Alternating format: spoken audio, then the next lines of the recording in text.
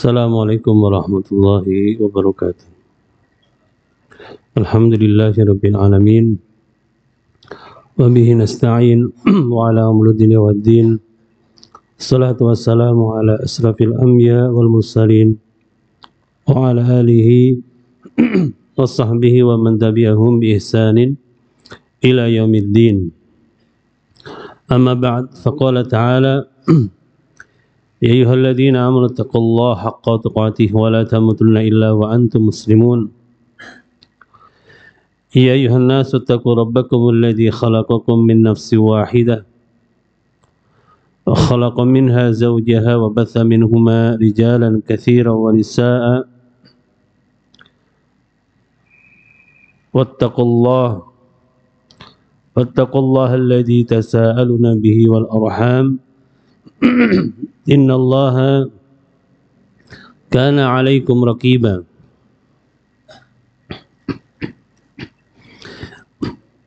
يا أيها الذين آمنوا اتقوا الله وقولوا قولا سديدا يصلح لكم أعمالكم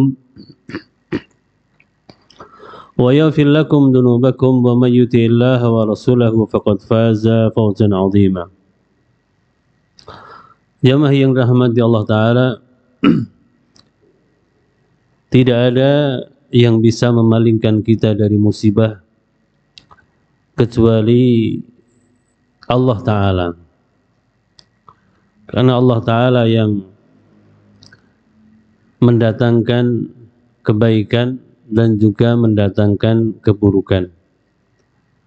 Dan Allah Ta'ala telah memberikan kepada kita pedoman agar kita mendapatkan kebaikan, senantiasa diberikan keberkahan di dalam hidup. Itu tatkala kita bertakwa kepada Allah Subhanahu wa taala. Wa may yattaqillah yaj'al lahu makhraja wa yarzuqhu min haitsu la yahtasib.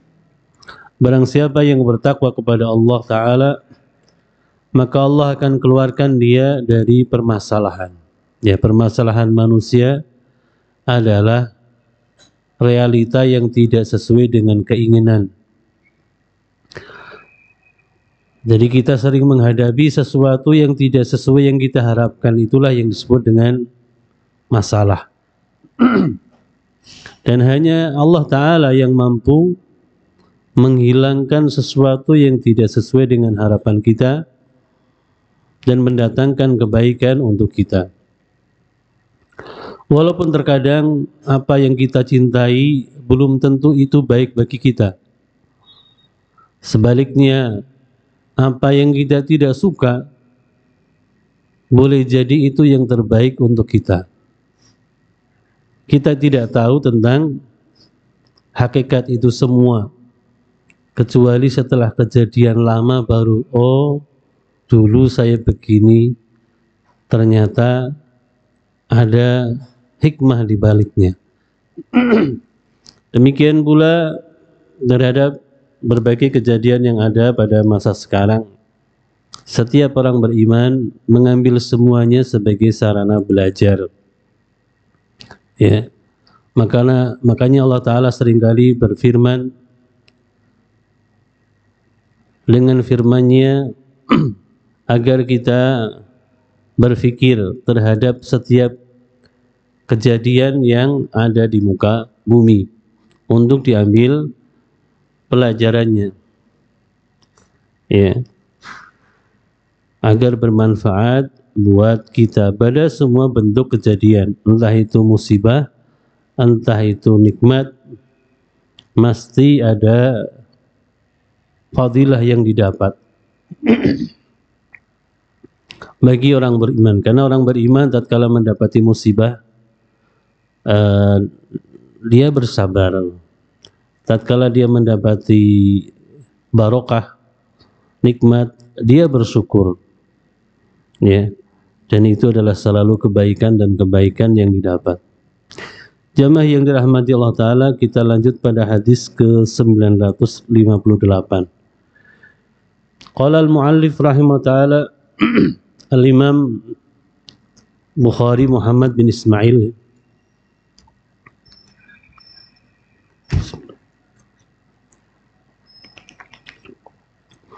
haddatsana Abul Yaman qala akhbarana Syu'aib an Az-Zuhri an Salim bin Abdullah anna Abdullah ibn Umar akhbarahu. Menceritakan kepada kami Abu Yaman, beliau berkata, mengabarkan kepada kami Syu'aib dari Imam Az-Zuhri dari Salim bin Abdullah bahwasanya Abdullah bin Umar itu putra dari Umar bin Khattab, akhbarahu mengabarkan kepada Salim anna Umar bin Khattab bahwasanya ayahnya Umar bin Khattab ini intalaqa ma'a Rasulillah sallallahu alaihi wasallam fi rahtin min ashabihi. Jadi Rasulullah bersama Umar bin Khattab ya dengan sahabat-sahabat yang lain, beberapa orang sahabat, Qibala Ibni Sayyad menuju ke tempat seseorang yang namanya Ibnu Sayyad.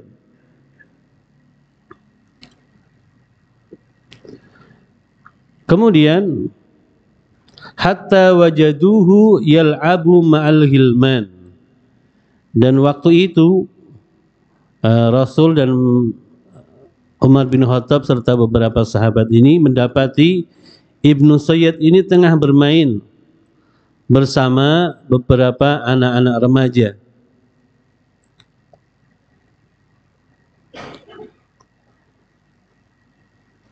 Fi Atumi Bani Maghalah, ya, di sebuah tempat yang namanya ada benteng Bani Maghalah, salah satu kabilah Ansar. Ada bentengnya atau ada temboknya yang menghalangi untuk mereka bermain, maksudnya untuk tempat mereka bermain. Waqad qaraba Ibnu Sayyad yauma idinil khulma. Ketika itu Ibnu Sayyad mendekati waktu balik. Ya. Ibnu Sayyad mendapati dirinya didapatkan dia dalam usia balik. Falam yash'ur, dan dia tidak menyadari hatta daraban Nabi sallallahu alaihi wasallam dahrahu biyadihi, sampai dia ditepuk punggungnya sama Nabi SAW. Ya, karena sedang enaknya bermain, tidak menyadari kedatangan Nabi SAW, lalu Nabi menepuk punggungnya. Ya begitu nggak apa-apa ya. Jadi kalau kita datang pada seseorang, orangnya nggak menyadari kedatangan kita, lalu ditepuk punggungnya. Nah, ya. Jadi itu wajar. Dan Nabi dulu pernah begitu juga kepada Ibnu Sayyad. Hadis ini dimasukkan dalam bab terkait dengan seseorang menepuk paha saudaranya atau menepuk punggung tanpa bermaksud menyakiti. Masya Allah ya. Jadi hadis ini ada dalam bab terkait bolehnya seseorang menepuk paha temannya atau orang lain, atau menepuk punggung orang lain, tujuannya bukan untuk menyakiti, itu boleh. Jadi Islam itu semua ada dalilnya. Sampai urusan ini ada dimasukkan dalam bab. Ya, bab ke-434 dalam Adabul Mufrad, kitab Adabul Mufradnya Imam Bukhari. Jadi jamaah yang dirahmati Allah, saya seringkali mengungkapkan bahwa kita itu panduannya lengkap, komplit, semuanya ada pembahasannya. Jadi yang kita lakukan itu ada dasarnya. Dan dasarnya ternyata komplit urusannya. Ya. Dari A sampai Z. Coba, adakah agama mengajarkan bolehnya menepuk punggung atau paha orang lain, yang penting tidak menyakiti tujuannya? Ada nggak pembahasan begitu? Nggak ada. Islam memberikannya karena ini bagian dari kebiasaan di masyarakat yang mungkin terjadi dan itu dibolehkan. Jadi kalau kita tanya, kamu kok menepuk punggung saya, kenapa? Ya Rasulullah pernah menepuk punggung sahabat yang lain. Ya. Kalau diniatkan karena itu kita dapat ganjaran. Karena apa? Meniru Nabi SAW. Tapi kalau selama ini kita menepuk orang, ya karena biasa, beda. Seseorang melakukan sesuatu karena kebiasaan, berbeda seseorang melakukan kebiasaan itu karena adanya ilmu yang mendasari. Jenengan mandi 3 kali atau mandi 2 kali. Tapi kalau mandinya diniatkan untuk mengikuti sunnah Nabi SAW, mandi pagi, sore, atau jenengan terbiasa tidur siang, selama ini senang tidur siang, tapi nggak tahu kalau itu ada sunnahnya misalkan, ya nggak dapat ganjaran. Ya, senang tidur siang, tapi ya karena senang biasa. Berbeda dengan orang tidur siang karena tahu akan keutamaan tidur siang dari dalil. Maka tidur siangnya orang yang tahu ilmunya dapat ganjaran. Itulah makanya Nabi SAW menyebutkan bahwa orang alim itu keutamaannya seperti keutamaan beliau terhadap orang yang paling rendah dengan orang yang tidak alim itu kedudukannya. Jadi orang yang alim, orang yang mengetahui, orang yang berilmu, ya, keutamanya seperti Nabi dengan orang yang paling rendah di antara kalian, dengan orang yang hanya ahli ibadah semata. Ya, pentingnya al-ilmu. Maka kalau kita membaca hadis, lalu kita mendapati faedah darinya, Masya Allah. Dan ternyata kan hadis itu ada ribuan. Ada ribuan hadis yang kalau kita baca, kita praktekkan, Masya Allah, ya, kita akan menjadi orang yang betul-betul mencintai Nabi Shallallahu Alaihi Wasallam dengan mengikuti sunnah beliau. Thumma qala, kemudian Nabi bersabda, atashhadu anni Rasulullah, apakah engkau bersaksi wahai Ibnu Sayyad, aku ini utusan Allah? Fanadhara ilaihi, maka kemudian Ibnu Sayyid ini melihat ke arah Nabi, faqal asyhadu annaka rasul ummiyin, aku bersaksi bahwa engkau adalah rasul bagi orang-orang ummi. Itu orang yang tidak bisa baca, tidak bisa tulis, itulah Nabi diutus, itu bangsa Arab. Kemudian qala Ibnu Sayyid, Ibnu Sayyid kembali berkata, fatashhadu anni Rasulullah, kemudian Nabi berkata kembali kepada Ibnu Sayyid, fatashhadu anni Rasulullah, apakah engkau bersaksi, ya, bahwa, ini perkataan bukan Nabi ya, tapi perkataan Ibnu Sayyid, ya. Ibnu Sayyid malah balas demikian, fatashhadu anni Rasulullah, apakah engkau bersaksi bahwa aku adalah utusan Allah?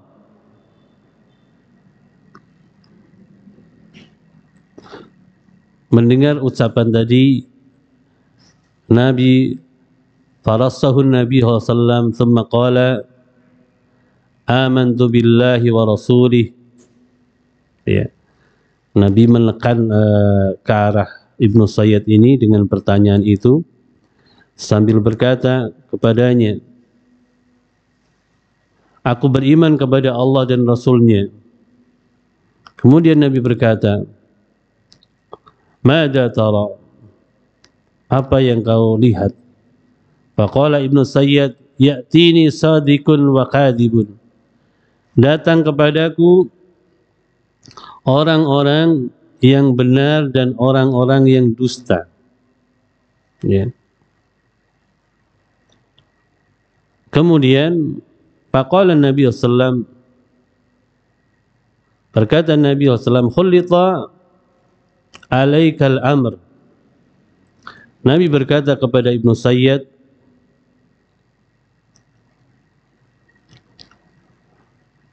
syaitan telah membisikkan kepadamu sesuatu yang bercampur,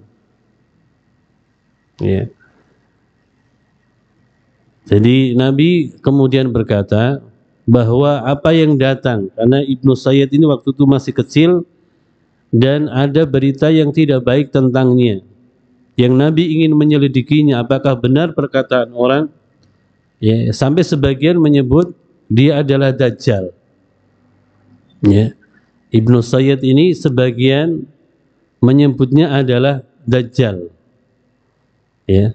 Makanya dia bertanya kepada Nabi, engkau bersaksi enggak kalau aku ini utusan Allah? Kemudian qala Nabi sallallahu Nabi kemudian juga berkata, inni khabba'tu laka khabi'an. Sesungguhnya aku, kata Nabi sallallahu menyimpan sesuatu tentang engkau. Ya. Qala kemudian dia berkata huwa ad-dukh, ya. Sambil dia ad-dukh itu maknanya asap, ya. Dia berkata hendak berkata ad-dukhan, ya. Karena dia merasa ahsa'a falam ta'du qadraka, kata dia,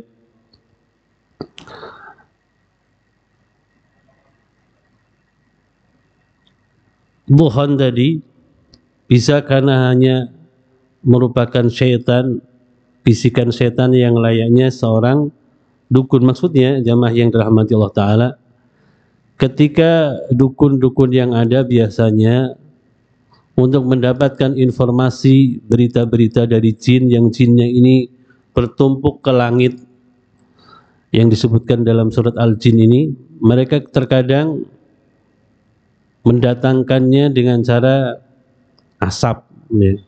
Entah itu kemenyan atau kalau di kita, ya, atau dengan hal-hal yang lain, ada dupa-dupa tertentu, kemudian dia mendapatkan berita-berita langit tersebut, ya. Jadi dia seperti melafalkan mantra atau menghembuskan asap kepada Nabi SAW. Kemudian Nabi berkata kepada Ibnu Sayyid ini, ya, anyahlah engkau, ya, karena engkau tidak akan tahu tentang perkara yang gaib. Ahsa falam ta'du qadraka. Melihat apa yang dilakukan Ibnu Sayyid kepada Nabi SAW, Nabi Ibnu Umar bin Khattab berkata, ya Rasulullah, ata'danu li fihi anidrib unuqahu, ya, apakah engkau mengizinkan aku untuk memukul atau menebas orang ini? Faqala Nabi SAW, maka kemudian Nabi berkata, iyyaku huwa la tusallatu alaihi wa illam yaku huwa fala khaira laka fi qatli. Kata Nabi SAW, kalau dia adalah Dajjal, maka engkau tidak akan mampu menaklukkannya. Ya, sebagaimana berita yang beliau dengar tentang beberapa sifat yang kemiripannya dengan Dajjal terkait dengan Ibnu Sayyid ini. Dan jika bukan, maka tidak ada keuntungan bagimu untuk membunuhnya. Kalau dia memang Dajjal, itu kan ketentuan Dajjal mati itu bukan sama Umar, kan begitu. Dalam riwayat, Dajjal itu nanti yang membunuh siapa? Nabi Isa. Kalau memang tuduhan kalian bahwa dia adalah Dajjal itu benar, maka bukan kamu Umar yang bisa membunuhnya. Dan jika dia bukan Dajjal, maka tidak ada keuntungan manfaat bagimu untuk membunuhnya. Ini satu hadis yang sebenarnya hadis ini terkait dengan tadi pembahasan bolehnya menepuk paha atau menepuk punggung seseorang tanpa tujuan menyakiti. Memang banyak riwayat tentang Ibnu Sayyid ini, ya, yang sampai ada seorang ulama diantaranya Dr. Yusuf bin Abdullah bin Yusuf Al-Wabil, ya, ketika beliau menjelaskan dalam kitabnya beliau banyak memberikan hadis-hadis riwayat tentang Ibnu Sayyad yang para ulama khilaf dengan beberapa dalil yang ada ya dalam kitab Asyratus Sa'ah. Ada yang menyangka bahwa Ibnu Sayyad itu adalah Dajjal dengan berbagai dalilnya. Tapi sebagian berkata bahwa dia bukan Dajjal, hanya punya sifat-sifat ya pembohong seperti halnya Dajjal. Rasulullah kan pernah menyebutkan bahwa di kalangan umatku itu ada 30-an Dajjalun, ya, Dajjal-Dajjal yang kulluhum semuanya mengaku menjadi nabi, ya, semuanya mengaku menjadi nabi. Sementara ada Dajjal yang paling besar, yang itulah yang disebutkan oleh Nabi SAW ketika Tamim bin Aus Ad-Dari pernah belayar dengan beberapa sahabatnya, lalu terdampar di sebuah pulau. Ya, pulaunya disebutkan di sekitar wilayah Laut Yaman. Ya, di dalam pulau tersebut mereka berjumpa dengan seekor binatang yang seluruh tubuhnya tertutup dengan bulu sehingga tidak diketahui depan dan belakangnya dan bisa berbicara. Nah, binatang ini kemudian mengarahkan kepada Tamim bin Aus akan sosok yang sedang berada dalam gua yang tangannya diikat. Ya.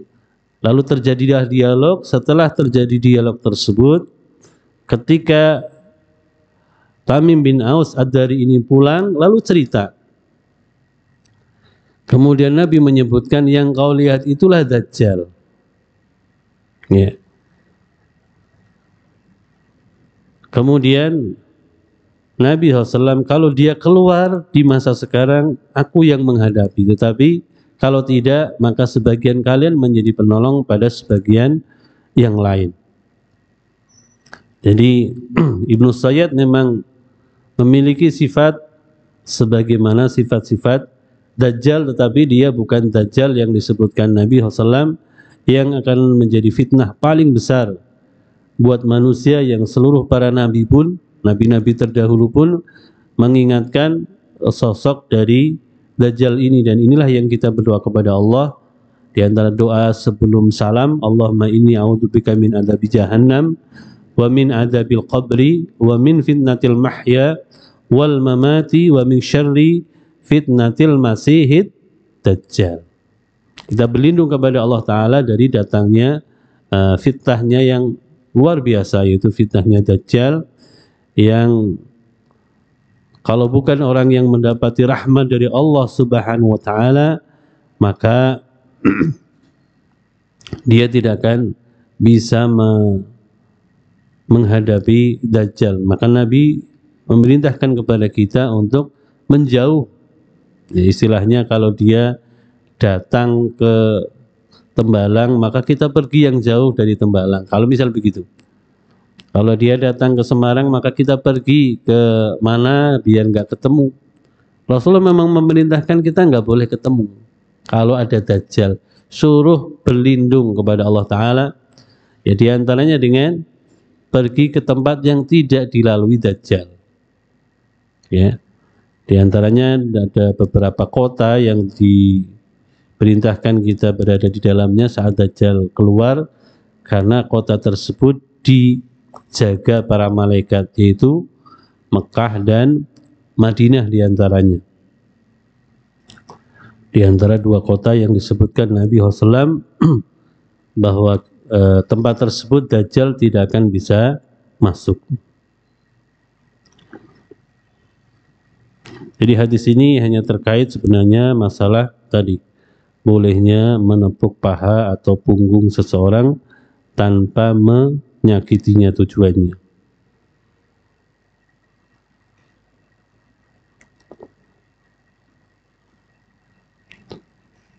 Banyak riwayat tentang Ibnu Sayyad yang bisa antum baca dalam Asyratus Sa'ah. Kemudian dalam hadis berikutnya, qala Salim qala Abdullah qama Nabi sallallahu alaihi wasallam fin nas fa'athna 'ala Allah bima huwa ahlah thumma dzakara dajjal faqala inni unzirukumu wa ma min nabiyyin illa waqad anzara qaumahu laqad anzara nuhun qaumahu walakin sa'aqulu lakum fihi qawlan lam yaqulhu nabiyyun liqaumihi ta'lamuna annahu a'war wa anna allaha laisa bi'awar. Imam Bukhari melanjutkan dalam bab ini hadis yang berikutnya. Salim, dari Salim beliau berkata Abdullah, qama Nabi sallallahu alaihi wasallam, Nabi suatu ketika berdiri finnas, di hadapan manusia, ya. Dan ini bagian dari metode menyampaikan ilmu di hadapan manusia. Terkadang perlu berdiri agar orang bisa fokus pada apa yang disampaikan. Fa'athna 'ala Allah bima huwa ahlah. Kemudian beliau memuji Allah Ta'ala dengan pujian yang layak sesuai dengan kebesarannya. Ini bagian dari sunnah Nabi SAW, ya. Jadi ketika memulai pembicaraan, mulai berbicara, pujilah Allah. Makanya dalam riwayat ada innal hamdalillah nahmaduhu wa nasta'inuhu. Itu adalah bagian dari lafaz memuji Allah sebelum kita berkata, ya. Atau mungkin kita meringkasnya alhamdulillah wassalatu wassalamu ala rasulillah. Alhamdulillah bagian dari pujian kepada Allah Ta'ala. Tsumma dzakara dajjal. Kemudian waktu itu Nabi menyebut tentang Dajjal. Faqala, sambil berkata, inni angzirukumu. Sesungguhnya saya memperingatkan kalian dari Dajjal ini. Wa ma min nabiyyin illa waqad anzara qaumahu. Dan sungguh setiap nabi telah memperingatkan tentang Dajjal kepada kaumnya. Di sini disebutkan nabi, padahal nabi itu ada 124.000. Semuanya menyampaikan kepada umatnya, kepada kaumnya tentang adanya Dajjal. Masya Allah, ya. Padahal mereka hidupnya lama sebelum nabi. Tapi mereka saja sudah mengingatkan akan sosok yang luar biasa. Laqad anzara Nuhun qaumah. Sungguh Nabi Nuh telah memperingatkan kaumnya. Kemudian walakin sa'aqulu lakum fihi qawlan lam yaqulhu nabiyyun liqaumi. Hanya saja aku akan menyampaikan kepada kalian satu perkataan tentang Dajjal, informasi tentang Dajjal yang para nabi terdahulu belum menyampaikan atau tidak menyampaikan ini kepada kaumnya. Ta'lamuna annahu a'war. Ya, ketahuilah bahwasanya Dajjal itu matanya buta satunya. Ya. Jadi kabar tentang Dajjal yang para nabi dahulu tidak sampaikan, ya, kepada umatnya adalah kabar bahwa Dajjal itu matanya sebelah buta. Hari-hari ini lagi rame di Israel itu ada sosok diduga Dajjal katanya. Karena dia punya kepintaran luar biasa, bisa menafsiri Taurat. Orang-orang sana meyakininya Dajjal, kalau kita ya enggak. Ya. Karena Dajjal itu sifat keluarnya nanti nampak jelas. Dia hidup hanya 40 hari. Ya. Tapi hari-harinya agak berbeda. Satu hari pertama seperti 1 tahun. Hari kedua seperti 1 bulan. Hari ketiga seperti 1 pekan. Hari keempat seperti hari-hari biasa kalian. Selama 40 hari saja Dajjal tinggal setelah keluar dari tempat di mana dikerangkeng. Hanya 40 hari. Ya. Jadi nanti kita tahu ini Dajjal sudah keluar kalau ada 1 hari yang lamanya seperti 1 tahun. Gimana bisa terjadi? Memang begitu, itu bukan makna kiasan. Buktinya bahwa waktu itu para sahabat bertanya, Gimana tata cara sholat kita kalau 1 hari selama 1 tahun? Kalau kiasan dia nggak akan bertanya demikian. Dan Nabi menjelaskan, ya sholat sebagaimana yang kalian ketahui. Kalau waktu subuh ketika fajar siddiq sudah keluar. Waktu duhur ketika matahari sudah tergelincir dari arah tengah ke arah barat, kan begitu. Waktu asar ketika bayangannya lebih besar, lebih panjang daripada bendanya, ketika matahari di posisi sebelah barat. Waktu maghrib ketika matahari sudah tenggelam, yang ada mega merah di ufuk barat. Waktu isya mega merah sudah hilang, gelap di ufuk barat, itu waktu isya. Kalau ketentuannya begitu, bingung nggak 1 harinya selama 1 tahun? Nah, yang bingung pakai 24 jam. Ya, yang bingung kalau masih pakai jam. Karena 1 jam itu 60 menit. 1 harinya 24 jam, ini 1 harinya 1 tahun. Beda. Ya. Ya Allah mampu menjadikan 1 hari 24 jam. Allah juga mampu menjadikan 1 hari 1 tahun. Gimana itu? Ya itulah memang masa-masa sulit. Jadi masa-masa sulit itu ketika Dajjal keluar. Itulah makanya para nabi, para rasul dulu memberitahu, ingatkan umatnya urusan Dajjal. Padahal mereka nggak bakalan ketemu, wong masanya sangat jauh. Wong kita saja belum tentu ketemu Dajjal, belum tentu loh ya. Bisa jadi, tetapi belum tentu juga. Ya kan? Memang orang sepakat kita hidup di akhir zaman. Ya. Ning apakah kita bakal ketemu Dajjal atau tidak, kita nggak tahu. Ya, memang beberapa ciri sudah banyak yang muncul. Ya, tinggal nunggu tanda-tanda besar. Ya, tinggal tunggu tanda-tanda besar. Apakah setelah perang nuklir juga nggak tahu, hanya praduga kan. Orang bicara ini nanti kejadiannya setelah perang nuklir, karena setelah perang nuklir itu orang kembali seperti masa-masa lalu karena peralatan-peralatan modern sudah nggak bisa dipakai. Apakah itu? Ya kita nggak tahu. Hanya menduga, karena ketika Dajjal nanti berperang melawan Nabi Isa, pakai senjata masa lalu. Jadi nggak pakai basoka, nggak pakai Kalashnikov, nggak pakai pistol, ya apalagi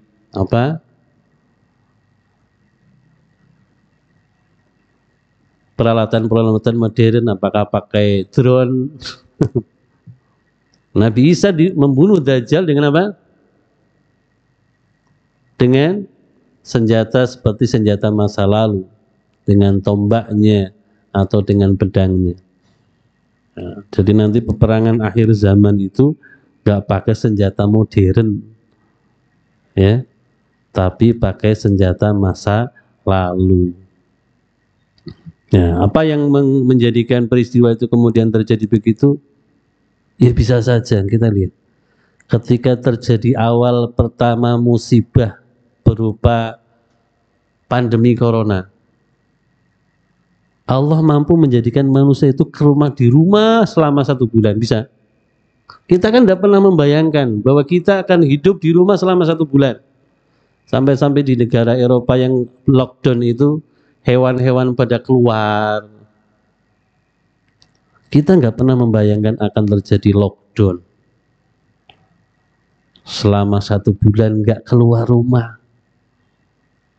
Keluar rumah dibatasi. Ya, nggak pernah menyangka. Itu gambaran. Jadi kalau Allah Ta'ala menghendaki satu peristiwa yang besar seluruh dunia, ya bisa terjadi. Ya, bisa terjadi. Demikian jamaah yang dirahmati Allah Subhanahu wa taala. Jadi hadis ini menerangkan kepada kita tentang sosok yang diingatkan oleh seluruh para nabi, yang namanya Dajjal. Dan kita pun walaupun belum tentu ketemu Dajjal, tetap berdoa sebelum salam. Allahumma inni a'udzubika min adzabi jahannam wa min adzabil qabri, wa min fitnatil mahya wal mamati, wa min syarri fitnatil masihid dajjal. Walaupun tidak ketemu, tetap kita berlindung kepada Allah Ta'ala. Ya. Sebenarnya berlindung kepada sosok dajjal yang tadi, yang berat. Ya, tapi dajjal-dajjal yang lain juga terkadang menipu kita. Loh, di Indonesia ini seluruh orang yang ngaku jadi nabi ada pengikutnya enggak? Seluruh orang di Indonesia yang ngaku jadi nabi ada pengikutnya enggak? Ada. Kemarin sama Kanjeng siapa itu? Kanjeng siapa itu kan ada yang ngikuti profesor padahal. Profesor bisa ngikuti Kanjeng. Loh, artinya kita ini kan ya lemah, memang harus minta perlindungan pada Allah. Ya. Orang percaya ketika hatinya lemah, percaya sama orang yang ngaku jadi nabi. Ada lagi yang ngaku jadi malaikat Jibril juga, ya, dipercaya, diikuti. Pengikutnya nggak cuma 1, 2, banyak, komunitasnya ada. Ya, jadi kalau pasarnya lumayan laris Indonesia adalah pengakuan menjadi nabi, itu banyak. Kok bisa orang ngaku nabi itu diikuti? Karena manusia itu hatinya lemah. Sama ketika orang sudah berobat ke sana kemari nggak sembuh-sembuh, larinya ke dukun. Kan nggak masuk akal. Ya, berobat ke sana kemari akhirnya cari pengobatan alternatif. Ya, kalau alternatifnya sesuai syariat nggak masalah. Cuma terkadang alternatif yang kemudian diambil, bagaimana memindahkan penyakit ke kambing. Apa kok penyakit dipindahkan ke kambing atau ke ayam? Oh, yang penting sembuh lah. Mengikuti jalan pintas, yang penting sembuh. Ya, tidak bersabar terhadap ujian yang Allah Ta'ala berikan. Itu saja bisa terjadi kepada kita. Maka kita minta perlindungan kepada Allah, tidak mengalami ujian yang berat yang menukar keimanan dengan nilai dunia yang sedikit. Subhanakallahumma wa bihamdika asyhadu an la ilaha illa anta astaghfiruka wa atubu ilaik. Assalamualaikum warahmatullahi wabarakatuh.